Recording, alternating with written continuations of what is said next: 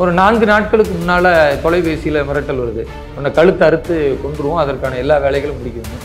இவர் வந்து சிக்கந்தர் மலைன்னு சொல்ல மாட்டேங்கிறார். ஏன் சொல்லணும்? அடுத்தவன் பிள்ளைக்கு நான் எப்படி அப்பா பேர் போட முடியும்? அசிங்கம் இல்லையா அது?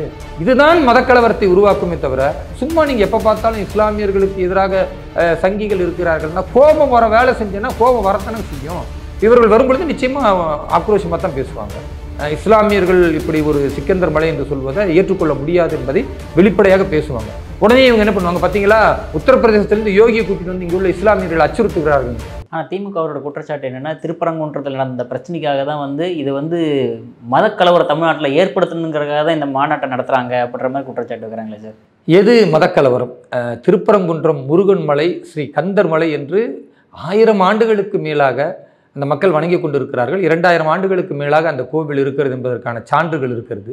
ஆனால் நீங்கள் ஒரு 70 வருடத்திற்கு முன்னால் இருந்து ஸ்ரீ கந்தர் மலை என்பதை சிக்கந்தர் மலை என்று அங்குள்ள ஒரு சில இஸ்லாமிய அடிப்படைவாத சக்திகளால் மாற்றப்பட்டு ஒரு புனிதமிக்க மலையை, அந்த மலையை சுற்றி கிரிவலம் வரக்கூடிய அளவிற்கு மலை புனிதம், அங்கு இருக்கக்கூடிய அனைத்தும் புனிதம் என்று நினைக்கக்கூடிய விதத்தில் இருக்கும் பொழுது திடீர்னு அங்கே ஒரு தர்கா இருக்குது, அதுக்கு ஒரு 50 சென்ட் நிலம் இருக்கிறது, அது வக்ஃபு சொத்தாக இருக்கிறது என்று சொல்லி அந்த மலையின் ஒரு பகுதியை முழுக்க முழுக்க அது இஸ்லாமிய நம்பிக்கை என்று சொல்லுவதோடு நின்று விடாமல் ஒட்டுமொத்த மலை சிக்கந்தர் மலை அப்படின்னு மாற்றினா இது மதம் மோதல் வருமா வராதா? இது நியாய உணர்வோடு நான் கேட்ட என்னையே பெரிய அளவுக்கு எதிர்ப்பதும், ஒரு 4 நாட்களுக்கு முன்னால் தொலைபேசியில் மிரட்டல் வருது, உன்னை கழுத்தை அறுத்து கொன்றுவோம், அதற்கான எல்லா வேலைகளும் முடிக்குதுன்னு. வழக்கம் போல் காவல்துறையில் போய் புகார் கொடுத்துருக்குறேன். காவல்துறை என்ன பண்ணுவாங்கன்னு தெரியல. ஏன்னா இது மாதிரி நிறைய கொலை மிரட்டுகள், நிறைய தாக்குதலுக்கு எந்த நடவடிக்கையுமே எடுத்த மாதிரி எனக்கு தெரியல. ஆனாலும் கூட இப்படி கழுத்தை அறுத்து கொள்ளுவோன்ற அளவுக்கு வெறிபிடித்தவர்களாக பேசுவதற்கு காரணம் என்னென்னா, இவர் சிக்கந்தர் மலைன்னு சொல்ல மாட்டேங்கிறார். ஏன் சொல்லணும்? அடுத்தவன் பிள்ளைக்கு நான் எப்படி அப்பா பேர் போட முடியும்? அசிங்கம் இல்லையா அது? அந்த மாதிரி முருகன் மலை என்று 2000 ஆண்டுகளாக இருக்கும் பொழுது அது எப்படி திடீர்னு வக்ஃபு சொத்தாக மாறும்?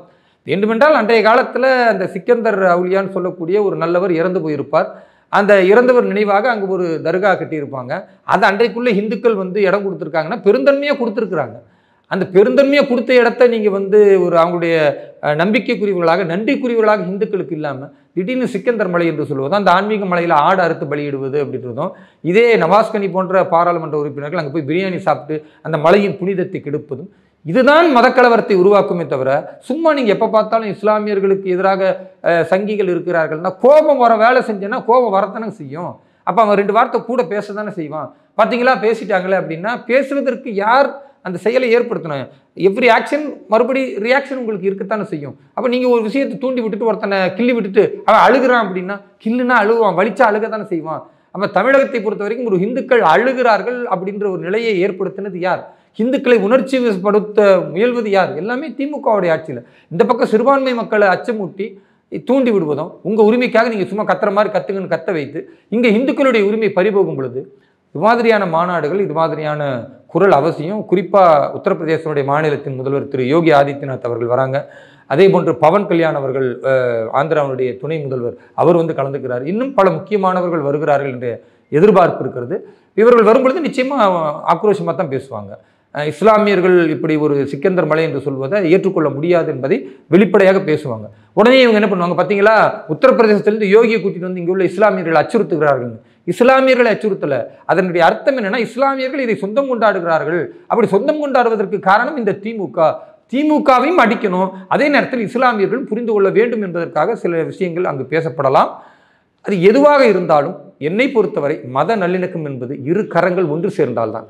அப்போ முருக பக்தர்கள் மாநாட்டில் நாங்களும் ஒன்றிணைகிறோம். இஸ்லாமியர்களும் எங்கள் முப்பாட்டனும் முருகனை வணங்கியவன் தான் என்ற அடிப்படையில் நாங்கள் அந்த நல்லிணக்கத்தை பேணுகிறோம். வழிபாட்டு முறையால் வேறாக இருந்தாலும் நீங்களும் நானும் ஒரு தாய் மக்கள் என்பதும் ஒரு இரத்தத்தினுடைய துளிகளாகத்தான் நாம் இருக்கிறோம் அப்படின்றதையும் மறுபடி காட்டுவதற்கு இது அற்புதமான ஒரு வாய்ப்பாக நான் கருதுகிறேன். அதனால் எவ்வளவு உயிருக்கான அச்சுறுத்தல் வந்தாலும், எத்தனை பிரச்சனைகள் வந்தாலும், இந்த தேசத்தில் ஒரு பாரதியனாக ஒரு பண்பாட்டை, கலாச்சாரத்தை மதிப்பதற்கு ஒரு முன்னுதாரணமாக நான் திகழ வேண்டும். என்னை போன்று நிறைய இஸ்லாமியர்கள் உருவாக வேண்டும். அதற்காக இந்த முருக பக்தர்கள் மாநாடு மிகச்சிறப்பான வெற்றி பெற வேண்டும் என்றும் நான் பிரார்த்திக்கிறேன். இப்போ ஆன்மீக நம்பிக்கை என்பது ஏதோ இன்றைக்கு நான் கிறிஸ்துவன் அப்படின்னு தன்னை அடையாளப்படுத்திக் கொண்டு இந்து மதத்தினுடைய நம்பிக்கையான விநாயகரை கையில் வைத்து திரு உதயநிதி ஸ்டாலின் அவர்கள் இழிவுபடுத்துகிறார் இல்லையா? அப்படி இழிவுபடுத்துவது நாளைக்கு நான் கிறிஸ்துவன் சொல்லி அவர் இஸ்லாமிய மதத்தை இழிவுபடுத்தினாலோ, அல்லது கிறிஸ்தவர்களே அந்த வாக்கு வங்கிக்காக இழிவுபடுத்தினாலும் பெரிய ஆச்சரியப்படுவதற்கு இல்லை. அதனால் இவர்கள் இன்றைக்கு சங்கின்னு யாரை சொல்லுகிறார்களோ அந்த சங்கியோட தான் 5 வருஷமாக வாஜ்பாய் அவர்களோடு கூட்டணியில் இதே திமுக இருந்தது. அன்றைக்கு என்ன சொன்னாங்க, சிறுபான்மை மக்களை காப்பதற்காகத்தான் நாங்கள் அந்த கூட்டணியிலே இருக்கிறோம்னாங்க. இப்போ சிறுபான்மை மக்களை காப்பதற்காகத்தான் அவர்களை சங்கின்னு சொல்கிறோம் அப்படின்றாங்க. இவர்கள் வேடதாரிகள். திமுகவுக்கு ஆன்மீக நம்பிக்கையும் கிடையாது, ஆன்மீகத்திற்கு எதிரான ஒரு நம்பிக்கையாவது இருக்கான்னு அதுவும் கிடையாது. ஏன்னா இதே ஸ்டாலின் சொன்னார், என் கட்சியில் 85% இந்துக்கள் இருக்கிறார்கள்னு பெருமையாக சொல்கிறார். அப்போ இது ஃபாசிசம். தன் கட்சியில் இவ்வளோ பேர் இருக்கிறாங்க, மத ரீதியாக பேசுகிற அவர் பேசுகிறது தான் ஃபாசிசம். அவர் தான் ஃபாசிஸ்டே தவிர அவர் எப்படி பாஜகவை பார்த்து சொல்ல முடியுன்றது தெரியல. எந்த ஒரு கொள்கை நிலைப்பாடும் இல்லாமல் ஆட்சி கட்டிலே அமர வேண்டும், மக்களுடைய பணத்தை உறிஞ்சி சாப்பிட வேண்டும் என்ற இந்த நிலை தான் இவங்கள்ட்ட இருக்குது.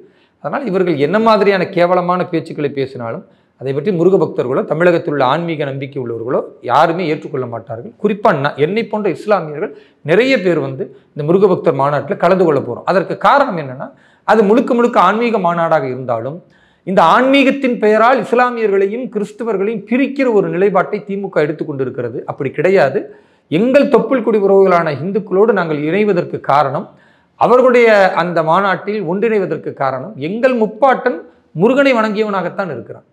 அப்போ எங்கள் முப்பாட்டன் முருகனை வணங்கி கொண்டிருந்தவர்கள் நாங்கள் வழிபாட்டு முறையால் வேறாக இருந்தாலும் எங்களுடைய முன்னோர்களை நாங்கள் மதிக்க வேண்டுமா இல்லையா, எங்களுடைய முன்னோர்களின் கலாச்சாரத்தை நான் பேண வேண்டுமா இல்லையா, அந்த கலாச்சாரத்தில் தான் வாழ்ந்து கொண்டு இருக்கிறேன்.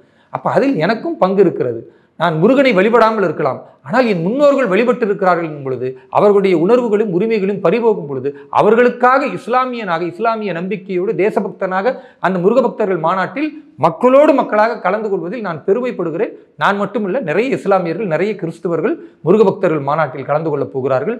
இந்துக்களின் உணர்வுகளுக்காகவும் உரிமைகளுக்காகவும் சிறுபான்மை சமூகம் ஒத்துழைத்து நாங்களும் குரல் கொடுப்போம் சொல்கிறோம். அப்போதான் நாளைக்கு நாங்கள் பாதுகாப்பாக இருப்பதற்கு எங்கள் ஆன்மீக நம்பிக்கைக்கு ஏதாவது ஊர் விளைவிக்கப்படும் பொழுது, இந்த கடவுள் மறுப்பு காட்டு மிராண்டிகள் வாக்கு வங்கிக்காக எங்களை தவறாக வழிநடத்தும் பொழுது இந்து சொந்தங்கள் எங்களுக்கு உதவுவார்கள், எங்களோடு கூட நிற்பாங்க. அதனால் இது ஒருவருக்கொருவர் இணைந்து நிற்பது தான் மத நல்லிணக்கமே தவிர சும்மா வாழ்த்துறேன் அறிக்கை வெளியிடுறேன்னு நான் சொல்லுவதில்லை. நான் போய் அங்கே நிற்கணும், அந்த மக்களுடைய உணர்வுகளோடு என்னுடைய குரலும் இருக்கணும்.